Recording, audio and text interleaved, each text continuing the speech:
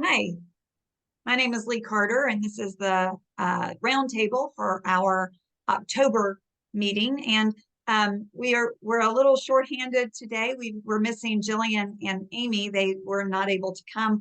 One of the format changes that we're actually making for next year, it's been problematic getting five busy people to have their schedules aligned where we can all meet. And so we're piloting, I suppose, our format for next year for the roundtables, which will just be three editors at a time, and hopefully be maybe more conversational in its content. So it's just me and Randy and Elizabeth today, but we are talking about our October topic. So this month's articles were all about the way that we use our words. And I have to tell you, when we were counting through the articles and assigning topics for the year, my first thought was that I needed to switch with somebody. And I was, this is a daunting topic for me because my mouth has always been an issue and continues to be, if I'm honest. I said in my article that when I was young, I had a lot of problems with words. Lying was just one of many. But now sometimes we also use honesty as an excuse to say things we shouldn't. And honest words aren't always righteous either. So there's that as well. In Gundi's article this month, one of the things she talked about was the fact that she discussed how God gave all of his creatures in his creation the ability to communicate, but humans alone get to decide how and when, in what way they communicate. It's by our own choice and decision. Um, in Proverbs 18:21, Solomon talks about the ability that we control our words, that we have to control our words. He says that death and life are in the power of the tongue, and they that love it shall eat the fruit thereof. We are to believe that not only the life and death of others, but of ourselves is as well as at stake, and not just necessarily our physical lives, but also our spiritual lives. That idea of our spiritual life and death can be found in our words. Words aren't really our problem per se. It's not necessarily our mouths or our tongues, but we understand that this is a condition of our heart.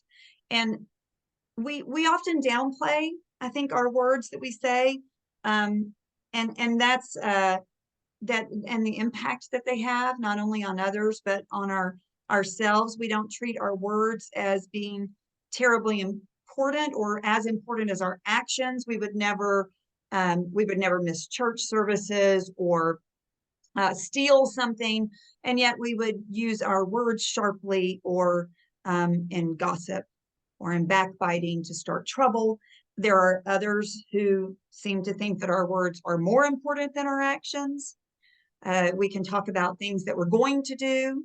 We can waste a lot of words on things that we have done maybe 10 years ago. We look into the past, or we theorize about things that we might do at some unappointed time in the future.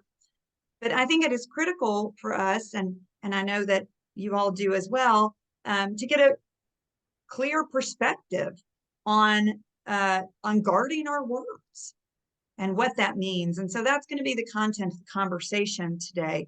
Randy, I'm going to come to you first.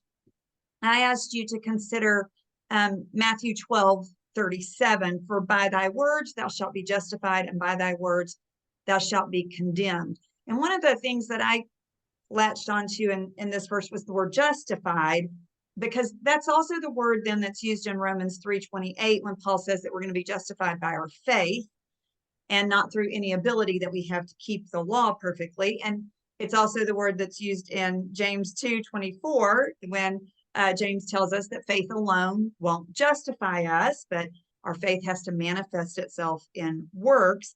And so words, faith, and works then are part of a person's character then that indicate who we are and what's in our hearts. Faith is the root, and our words and our works then are the fruits of our faith. And So I think it's interesting. I don't think a lot of times we think about our works and our words being on the same elevated status as our faith, that those are the things that are going to judge us in the end. And I just wondered if you could discuss that idea of how our words are the fruits of our faith and how we can use what we say to self-examine and consider our own standing at judgment. Yeah, I think this is complicated. Yeah, I think so too. Maybe not as complicated probably as we make it. So I was going to start with reading Matthew 12. Mm-hmm. And I'm just going to read the whole little passage. Mm-hmm. Starting in verse 33, it says, either make the tree good and its fruit good, or make the tree bad and its fruit bad, for the tree is known by its fruits. You brood of vipers, how can you speak good when you are evil? For out of the abundance of your heart, the mouth speaks. The good person out of his good treasure brings forth good, and the evil person out of his evil treasure brings forth evil. I tell you that on the day of judgment, people will give account for every careless word they speak. For by your words, you will be justified, and by your words, you will be condemned. So I think a nice connection passage is over in James. And I know we're going to be in and out of James a lot, so I'm trying not to cover too much. Okay. James 3, though, starting in verse 8, it says, but no human being can tame the tongue. It is a restless evil, full of deadly poison. With it we bless our Lord and Father, and with it we curse people who are made in the likeness of God.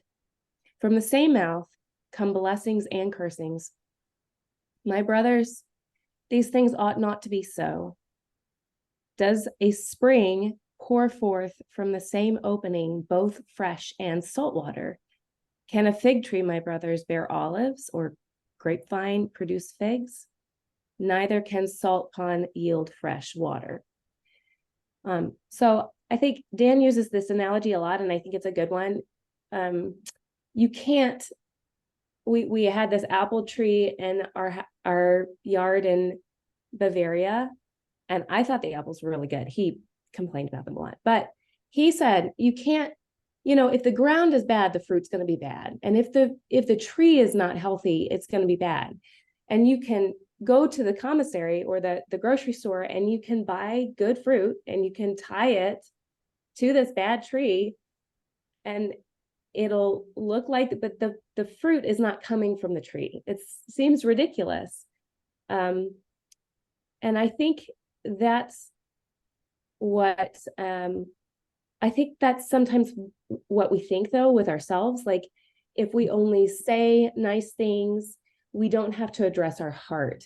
If we only do what is right, we don't necessarily have to address our heart. And that's where then works righteousness comes from. And that's in the passage in Romans, it talks about the boasting. So you mentioned the passage in Romans 3, and starting in verse 21. But now the righteousness of God has been manifest apart from the law, although the law and the prophets bear witness to it, the righteousness of God through faith in Jesus Christ for all who believe. For there is no distinction. Hold on. I wanted to.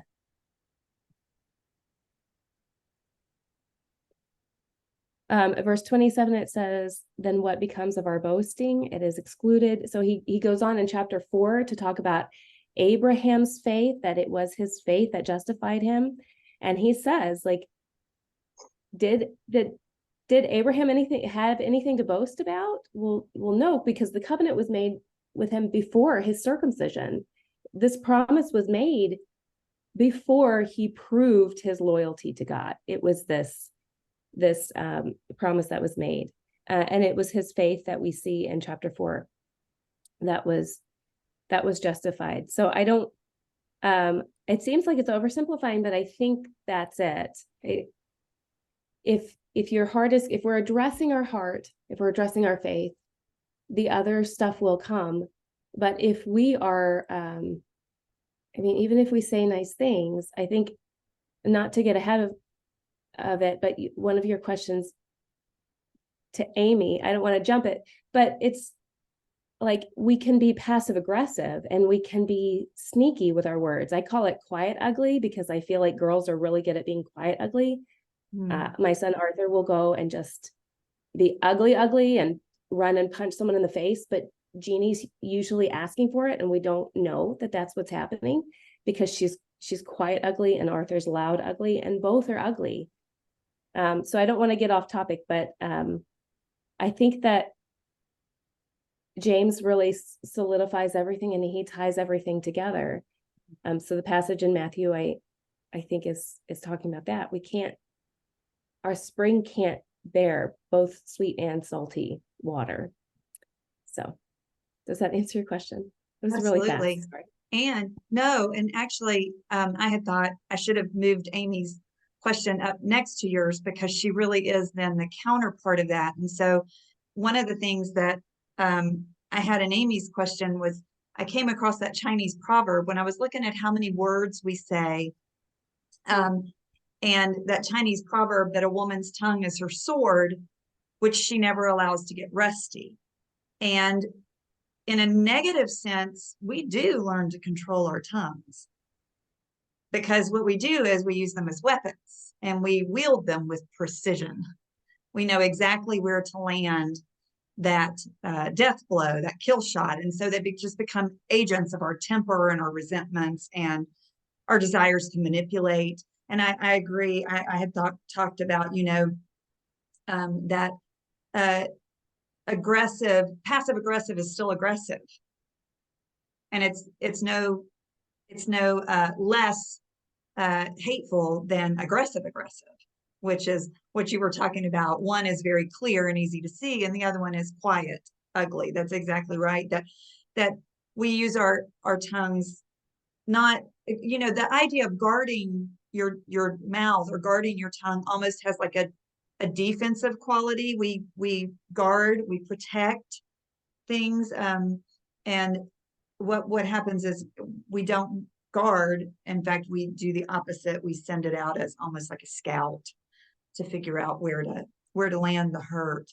And I think that's one of the reasons that warning is given in First Timothy that young widows need to be remarried so that they're busy. If we're busy doing things that we should be doing and caring for other people and serving, then we don't have time to backbite and to gossip.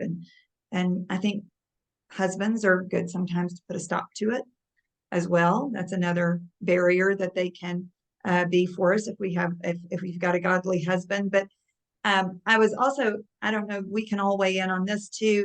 That idea that a lot of gossip is done under the disguise of love, and that's not really a costume or a disguise that fools anybody. Maybe it fools the person who's talking. But is there a time when it is productive to discuss others, or is it a time when it is love? And I guess it really is the same conversation about where does it spring from. I don't know if either of you have thoughts on that. Well, I think, I think what we have to watch for, and perhaps a good way for us to gauge that is, if we are intrigued and we are curious about someone's situation and we display that by asking others about the situation or about that person, I think it's an easy way for us to never properly care for the person. In other words, sometimes we can just talk about that person, but we're not willing to pick up the phone or go see that person and engage personally to see if there's a need. I think that when we do that, when we want to know all the business of someone, but we're not willing to be involved with that person, then that should send up some red flags. If you really care about someone's condition, or if you really care about someone's health or someone's spiritual state or situation, the way you show that is you take care of that person. And then you're the one that has the knowledge about the person. So you're the one that somebody's going to ask questions of. And you just need to be sure that you understand that everybody can go directly to the person and help with that. I don't think I hadn't prepared my comments on that. But No, I know what you're saying. I think I'm making myself clear that a lot of times women can engage in conversations about others as if they care. And there may be some validity to that. But if you really care about a person, you reach out to that person and you spend your energy and you expend your time and your compassion on that person, not on having a conversation with somebody else. And so I think those are just safeguards for us that we can, as Christians, we can do that. If your care for people in the congregation all has to do with talking to others about them, you may want to reevaluate. Like Randy said, you may want to self-examine a little bit, because what really matters to the person is that somebody cares enough to spend their energy on them and their time and their efforts on that person. And so, and then you have very little time actually to sit and talk about it, because you already know what the situation is. You know what you need to be praying about. You know what they need. So you're busy taking care of that. And you really don't have time to sit and talk about that, nor do you really want to. The desire leaves you to do that because you already have the knowledge and the information and all. So I don't know if that, I think that's a very practical way to think about that. And we need to look at that and say, do I care enough to actually do something for the person and engage and get to know that person on my own? Or do I care about what's happening only because I want to know something?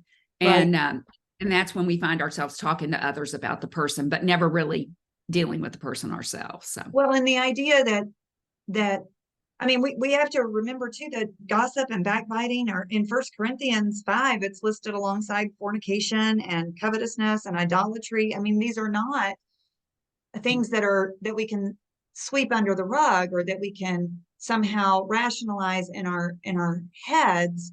The idea that what we're occupying our time with is sinful. And I agree. I think that idea that we've just got to get busy and stop talking about it. Right. And realize the danger you're putting everybody else in. When you do that, you bring others into that arena as well. And if you don't ever do that, if you are concerned about somebody in your congregation, go to that person and take care of them, and take care of the need and make sure the need is met. Sometimes that means you do reach out to somebody else and say, hey, I know you're available, or I know, you do this sometimes. Can you take care of this? That is not the same thing.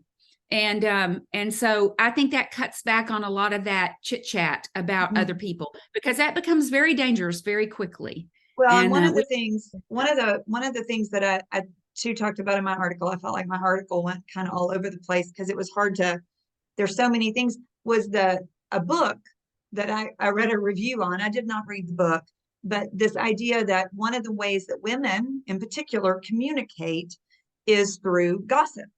And it is a competitive need to know more and to know it first. And if we think about conversations that we're around, even among Christian women, we see it's a sad, the author's idea was that that's actually part of a healthy female relationship, which I said, there's some worldly wisdom for you that's healthy or good for us in any kind of way. But I don't think it's healthy or good, but I think it is true that they're not all women, but we have to examine ourselves. Am I asking because I have a need to know and to know more and to know it first? And am I asking because I can do something to help? Or am I asking and then the work comes in. And so we've got words and faith and work. And so am I going to put my faith into action? And so really that was kind of the idea that Randy was going to say something. Well, I think also gossip connects you with people. When you talk bad about someone and your feelings are validated by someone else, that makes you feel connected to them, which sounds so silly, but I wonder if that's also a huge part of it. And so The when we're bonding gossiping experience. about, of course, but we're told as Christians how we're supposed to bond with each other, that we're supposed to find unity through the scriptures. That's harder. It's a lot easier to talk trash about someone. And it's more fun, especially if you're clever.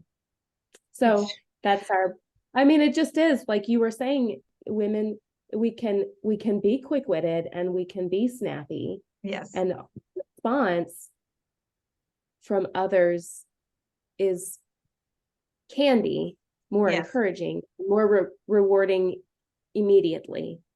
That of course is not what's expected of us. Right. Exactly. And so those are the things that we're continually cautioned about, actually, all the way through the scripture is the things, the content. And one of the things that, the 7 things that God hates in Proverbs 10, one of them is sowing discord among the brethren. I mean, bearing false witness and a lying tongue or 2 of the others, but there's also, and a lot of times that's what gossip does, because women have a tendency also then to get their husbands involved.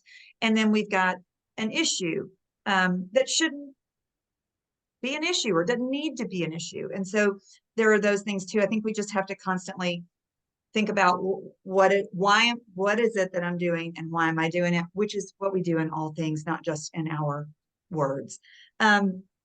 I had a question for Jillian, actually, about words that may or may not be to other people. I have a tendency so one of the other things that I looked at was how many words we say. And I have a job, like probably a lot of people do, where I talk a lot. I think I probably up the average for women as far as how many words in a day they say. But I also am somebody who thinks out loud. I talk to myself. I'll go through, I used to make my son really nervous because I would talk through the list of things that needed to happen that day. And he would say, Mom, you're making me really nervous. And I'd say, John, I'm just talking out loud because I have to get my head around it. And talking out loud is how I organize things and work through my thoughts. And even before teaching a class or before these roundtables, I kind of talk through things just to hear it out loud. A lot of times I'll record myself on my phone, and I don't think I'm alone in that. I think a lot of people probably do that. And we just get our heads around things that way. But I also have conversations in my head. And I think I do it particularly when I'm irritated or when I've been hurt. And it's not necessarily, all of our hurts are not imagined. I mean, I am a, get over and get on with it kind of a person a lot of times. But if there's been a real offense or a real thing, then I have a tendency to talk through it. And I think one of the verses in Proverbs 10 says, in the multitude of words, sin is not lacking, but he who restrains his lips is wise. And of course, the idea being that if you use a lot of words, then sin is unavoidable. It's not going to be lacking in a multitude of words. And we've all probably had the experience where we're telling a story about something that happened that made us angry. And as we're talking, our anger flares up again. We get angry again. And so I was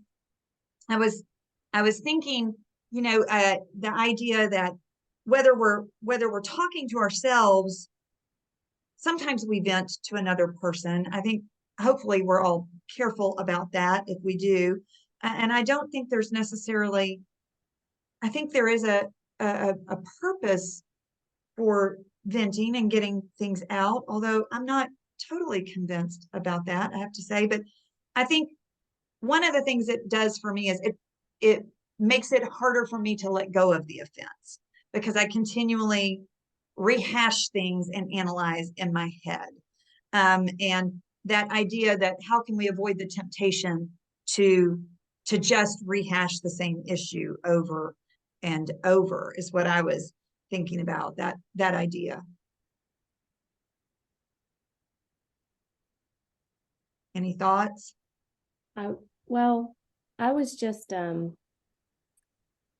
yeah, there's, I don't know if it's a new school of thought or not, but I've come across some things about how important it is to tell yourself like words of affirmation, to look at yourself in the mirror and say, you have got this, you are so pretty, you can do that, you're a good woman, and all of these things. And that it's not like we're gaslighting ourselves, but we do eventually begin to believe it.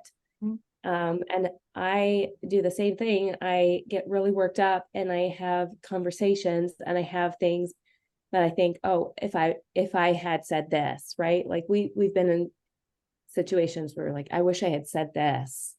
And it's never beneficial. It's always like you would leave the conversation feeling a lot more empowered than you did. But I think, I wonder if we, because I didn't prepare for this question either, but I wonder if we did, when we were in the middle of this situation, when we were getting really frustrated and we thought, okay, this is like, you and I talked about this, like you predict what people will say. And like, I just know he would say that because he isn't That's like who that. he is. Right? Yeah. If we instead started thinking, you know what, this is a child who God loves. This is someone who's probably dealing with some things. If we flipped the script, I guess, and started thinking of them and still use that self-talk, but to use it in a positive way, I wonder if I think it would be a lot more beneficial and positive. Certainly, it's a better way to go about things. But I think we can fool ourselves in what we say, and we can use it for the positive, for sure. I always think about Jezebel when she goes, Ahab's all mad and he's like sitting facing the wall and she's like, what's wrong? He's like, oh, who's it? What's his name?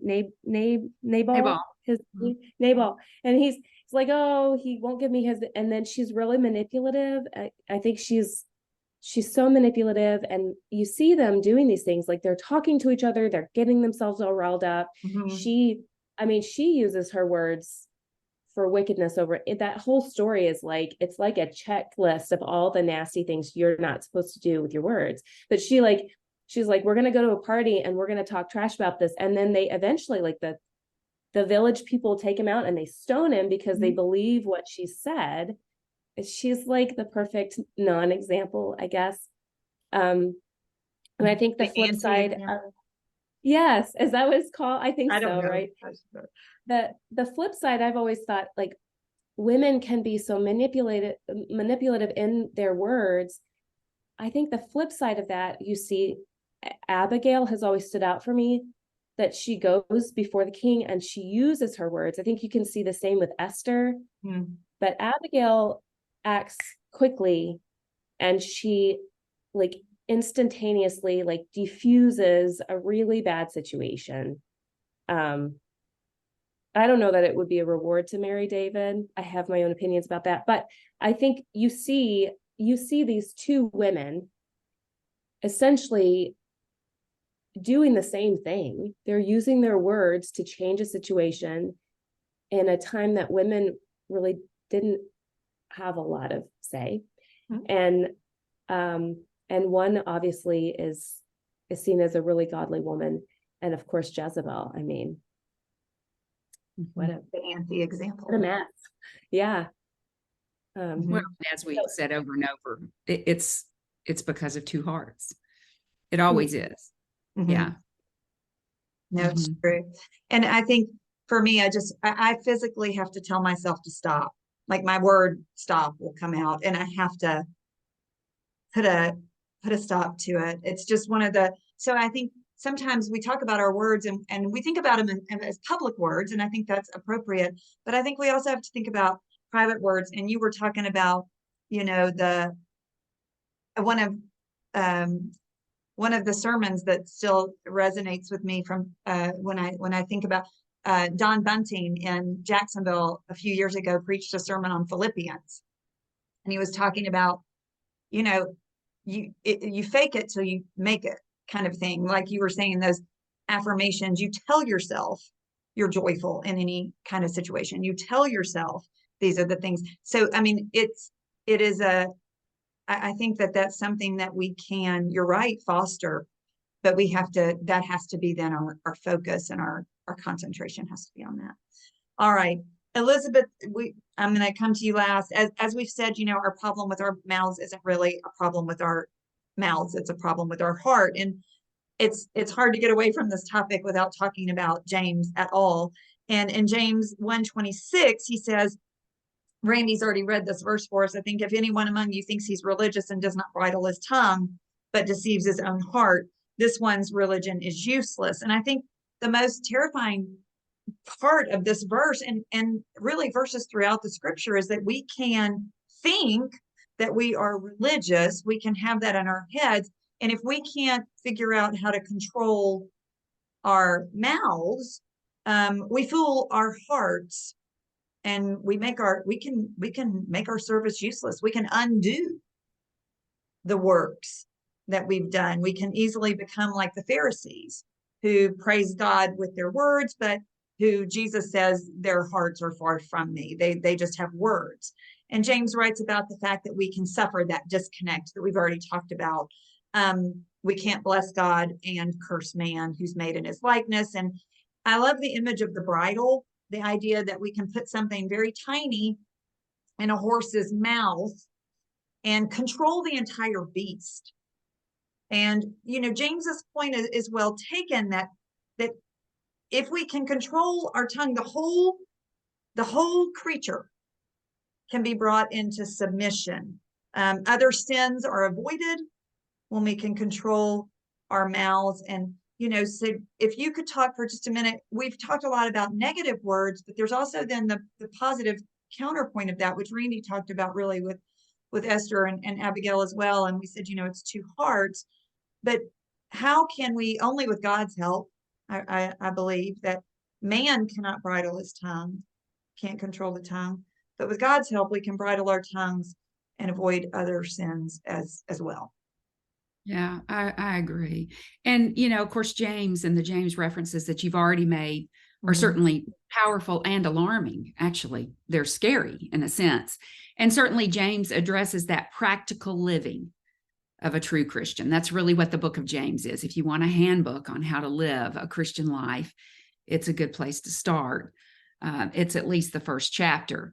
And so certainly there are many passages in the Gospels as well. Jesus addresses that, and in the epistles where Paul is writing to the churches that speak of righteous behaviors that are dependent upon a controlled tongue.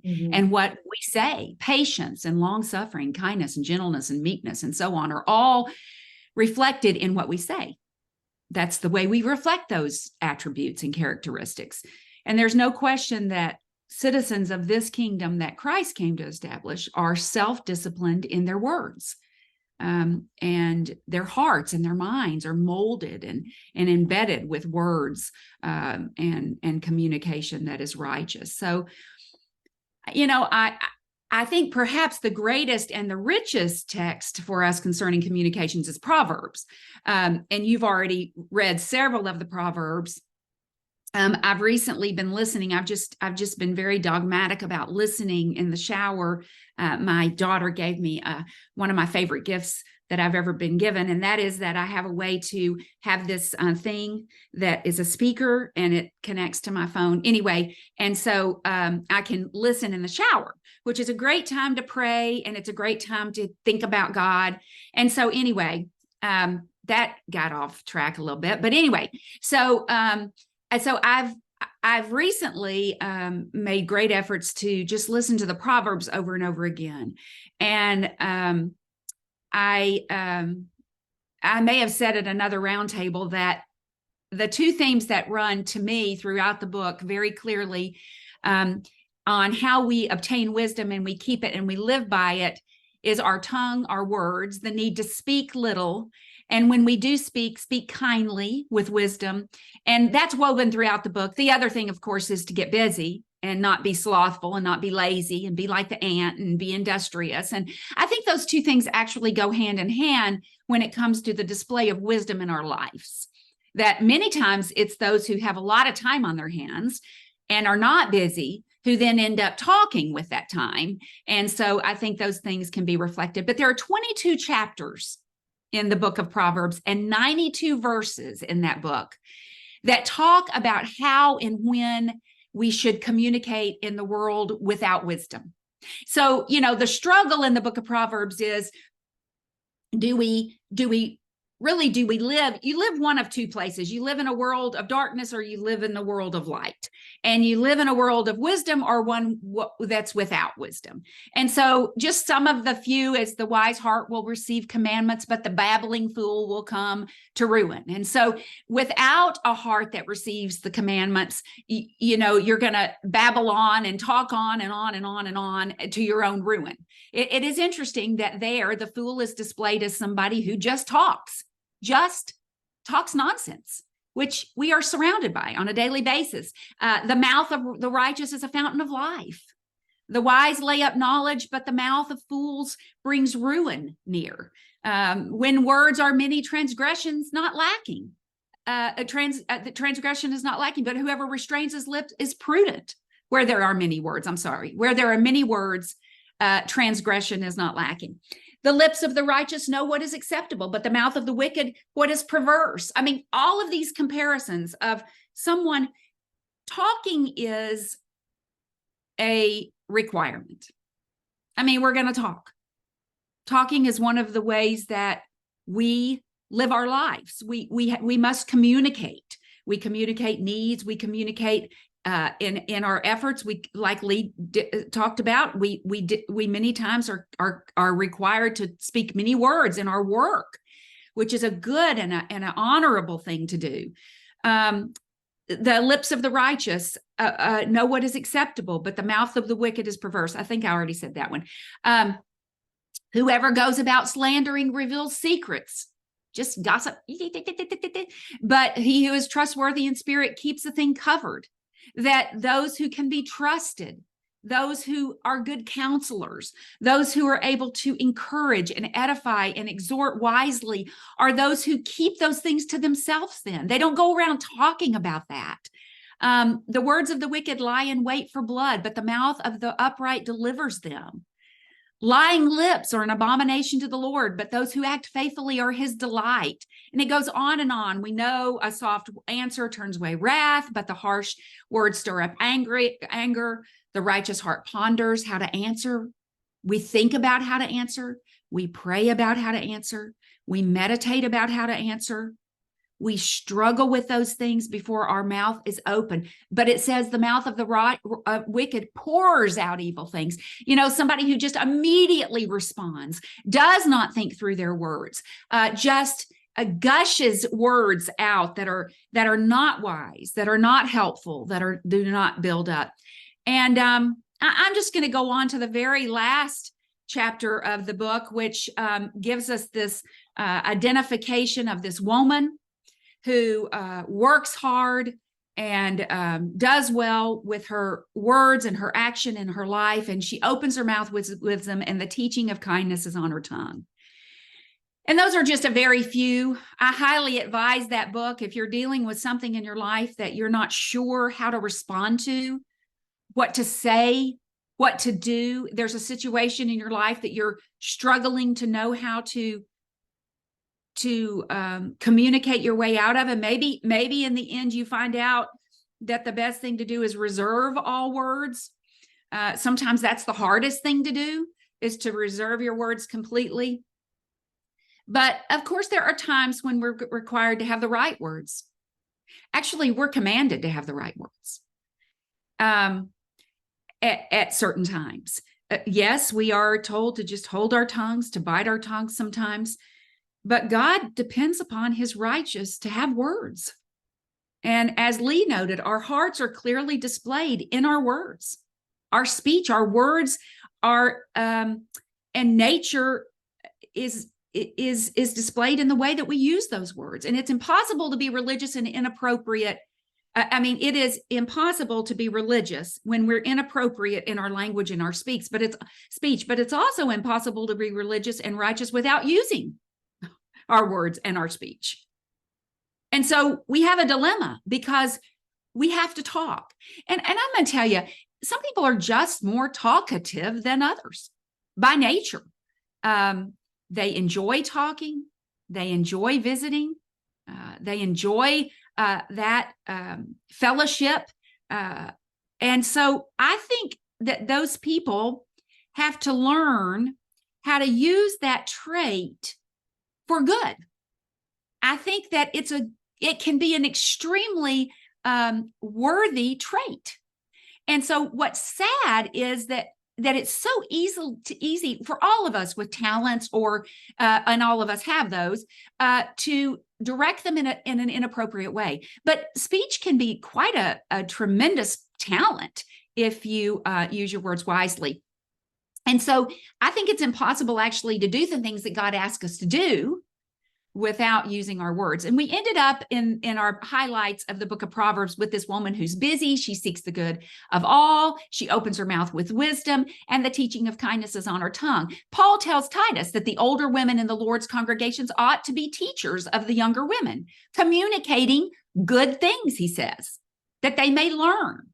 And we must desire to teach and to edify and to encourage, all empowered by words that bestow truth and goodness and encouragement, and sometimes rebuke. And so it's an interesting thing to think about. You know, I'm told by women all the time, I hear this all the time, that they're just not comfortable talking in front of groups, that they don't feel comfortable, you know, talking in front of others. Even in a small class, it's hard to get women to teach. Now, there's a lot of women who won't teach, but they'll occupy the class with their talking. And so it is an interesting thing. We must really think about this, because I will tell you that is what women do all the time, is talk in front of other people. That's what all of us do all the time. Mm-hmm. Ladies come together around tables in restaurants, and literally everybody's talking at one time. I mean, just watch a group. My daddy, we would go out to eat with my daddy, and there were several occasions where there would be large groups of women, maybe from work or friends from the past, and they would be so loud. And he would sit there, great day in the morning. Those women are all talking at one time. And so we talk all the time in front of groups of women. In our living rooms, at parks, we'll sit on a bench and talk to a woman that we don't know for an hour and a half while our kids play together. And so we talk in front of other women all the time.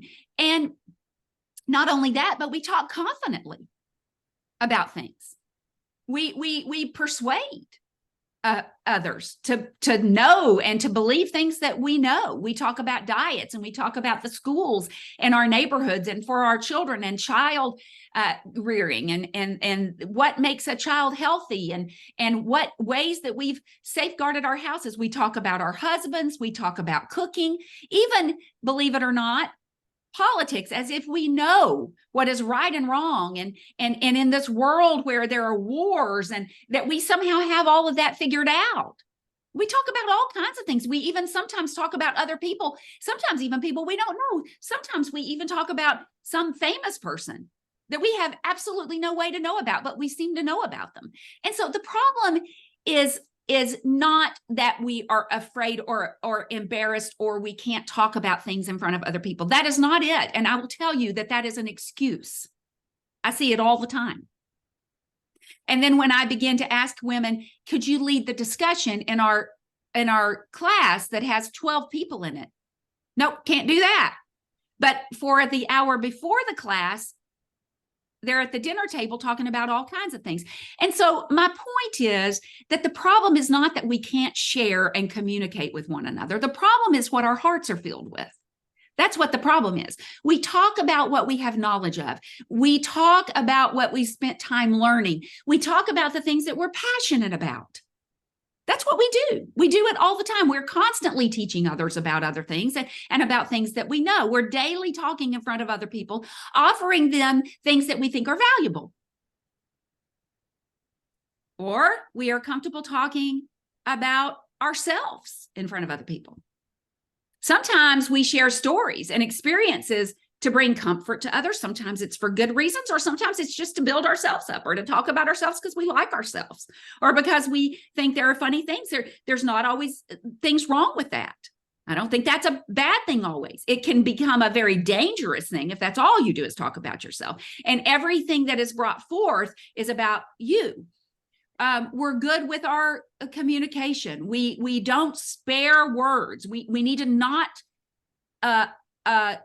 deceive ourselves to think that the reason why we can't lead a Bible class is because we're just shy or we're not good at talking. We are good at it, and we do it all the time, but we spare our words. And when it comes to our Lord and teaching matters of faith and consequence, because that knowledge, we're not confident in our knowledge. The knowledge is shallow. It is too much energy expended on something that we are less interested in than a diet plan. Our hearts are not filled with the confidence of the truth, and we share what we know, and we know what we spend time learning. And so we flap our tongues around talking about all kinds of things that have nothing to do with true wisdom. We speak or write, may I say, social media. We write these long posts on a regular basis of what may or may not be right or accurate, things that we may really have no way to know. In fact, later we find out that diet is unhealthy because of this, or that candidate is not good because of this, or that medication now is off the market because of this, or that school is not what we thought it was, and all this was going on. And we find out that everything we've talked about for months on end is not true. And we've lost the opportunity to talk about the things that are true because they're not in our hearts and they're not in our heads. And as we've said, yes, unfortunately, our words can be, as Lee mentioned, like the Pharisees, who constantly defined who they were by the religious rituals. And Randy's tree really is a depiction of this, where they pasted apples upon themselves, but nothing came from the tree itself.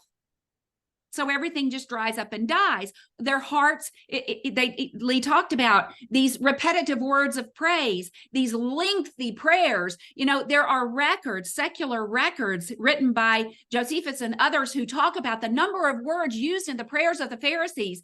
And they were so lengthy that it would take half a day. And the lengthier the prayer, the more righteous the behavior. But their hearts were far from them. And when our minds are on the things of the earth and our passion is reserved for the conversation of the world, then our praise and our prayers become empty because we have nothing to offer of any real substance. And we don't want to talk in front of others about the things that we do not know and we fail to properly understand. The Pharisees loved religion because it allowed them to live as they desired. And sometimes that is true for us as well. And just as the Pharisees, whose words, apart from their religious rituals, displayed hearts of envy and pride and arrogance, you think the faithful didn't know who the Pharisees were? They knew who they were. In fact, when Jesus came and said, "This is who you are," they said, "Yeah, that's who they are. That's who they are, all right." That they would tear others down with heartless words of condemnation, setting aside true teaching and edification and encouragement. You know, they didn't care about Zacchaeus who climbed the tree. He wasn't worthy of their efforts and their words, their compassion. What a shame. What an opportunity lost for the Pharisees. Now, not, some of my favorite people are Nicodemus and Joseph. So, I mean, I think there were a lot of Pharisees. We know there were a lot of priests converted. So I love those people. But we don't want to lump them all in one thing because we don't want ourselves lumped all in one thing. But yes, words and communications define who we are. They will display our hearts, which are waters running out of them. The springs of refreshment, the source of revival, the waters for the thirsty, the hope that we can talk about with others who are dry. They are parched in this world. You know how a diet works better when you write things down that you eat? Have you ever done Weight Watchers and you keep track now on your phone? You put your points in and it works better because by the end of the day, you don't really know what you've eaten if you don't do that. Isn't that interesting? You don't know what you've put in your mouth at the end of a day if you don't write it down. Oh my goodness. And writing down is an effort. Perhaps our hearts would be better if we wrote down everything we said at the end of each day. And I'm going to tell you, you can fill it up with free foods. You can make a lot of celery and carrots and green peppers go down in a day. And your nourishment is good and your diet works better. There's a lot of good words you can say in a day. There's a lot of encouragement you can give at the end of a day. There's a lot of building up and teaching you can do at the end of each day. If the words are right and they're proper and they're from a heart that is compassionate and kind and gentle and loving and full of Christ words and full of what God wants us to do, then we're spot on. We got it. Exactly. Well, and I think it's that the duality of it. It's which sword are we polishing? Are we polishing that sword, or are we polishing the sword of the Spirit? Because we have both. And it's not about being quiet or talkative. It's about what you say. Right. That in a sense we are commanded to talk. We have to talk to work in this kingdom. Speech is valuable. Mm-hmm. Well, we have to be ready in season and out to defend. We have to know why we believe what we believe and be able to teach and to discuss. Absolutely. That idea that we have to have those words. And I had written down Proverbs 31 as well, the woman who has wisdom, who has the words that others need, that encourage and soothe and mend, and she is busy. I think a lot. I've been teaching the book of Acts in several of my just individual classes. And it is interesting. I think a lot about how much Paul talked in a day. Mm-hmm. I think that the apostles and Jesus, I think that's what wore Jesus out. He constantly talked. Mm-hmm. It's what he said that was important. Mm-hmm. His words were vital. They were the life. They were the hope. And everybody that surrounded him benefited from his words. And when he escaped and he went away, I am certain that it was so he could shut his mouth, that he had to be weary. You know, there are introverts and extroverts. There's no question about that. And I believe very much I'm an introvert. I'm revived by silence. I'm revived by not talking. But it is essential that a worker in the kingdom talks. You cannot look at Jesus's life and think that is not true. And the apostles, and when Paul would leave and people would sorrow and cry and everything, I can only imagine he got on the boat and just went, he had talked all day. Well, and it's the way, but it's also the way we know each other. And it's hard to love others when you don't know them. We have to connect. We have to know. And last month was about listening, and that idea that, I mean, this is a two-way street that we have to listen. And of course, I've said, I think as I've grown older, I've gotten more introverted, quieter, the crowds are a little stressful for me now, that all the words are exhausting. It can be exhausting, but that idea that we choose. And I liked Bailey's article this month too about, that the idea that it's not hard to prevent a wildfire. You have to do the front work in order to prevent something burning out of control. So I think it's interesting because words that are inappropriate are exhausting. But have you ever stayed up really late at night talking to somebody? I know Leah and I, we have, and Randy and I, talking about spiritual things. It's like you're alive. You revive yourself. Words that are spiritual in nature, that they are exciting and they revive you, and they make you remember the hope, and they give you joy. It's the words that people comfort you with when someone close to you dies, that revive you, that make you, oh yeah, I know I'm going to see that person. It's all of those wonderful words that don't tire you out. That's what doesn't tire you out. It's the words that are inappropriate that absolutely drain you. And have you ever known somebody that just loves drama all the time? It's exhausting. It's just exhausting. So no, I tell my students, I am happiest when my life is boring. Boring Exactly. is good. That's my motto. That's my mantra. And so we talk about how to avoid even just drama in high school. I mean, you know, and it's usually about words. It's somebody said something about somebody else. I mean, it is words. We were doing a journal writing the other day, and it was Mark Twain's quote that a lie makes it around the world twice before the truth has gotten out of bed and tied its shoes. That idea that Yeah. you know, that's much more uh, it's much more fun to talk about, like Randy was saying. You know, I mean, some part of the problem is that it bonds us, it gives us something to say, and sometimes we just want words to say.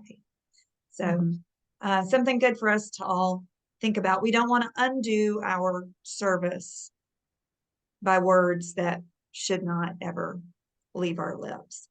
I hope this has been profitable for everybody. Next month, Amy's got some great articles as well, and we're coming into the end of our year. And we hope that you'll continue to join us and that this is something that's profitable for you. I feel like it's ironic that we've used so many words today, but hopefully they've been good and encouraging words and things for us all to think about. We've got like I said, our new month will start in November, and we'll have some new In the Trenches out. We've got some new Bible lessons that have been posted. So please continue to find, we pray that this glorifies God and that you will find it useful. Thanks for joining us today.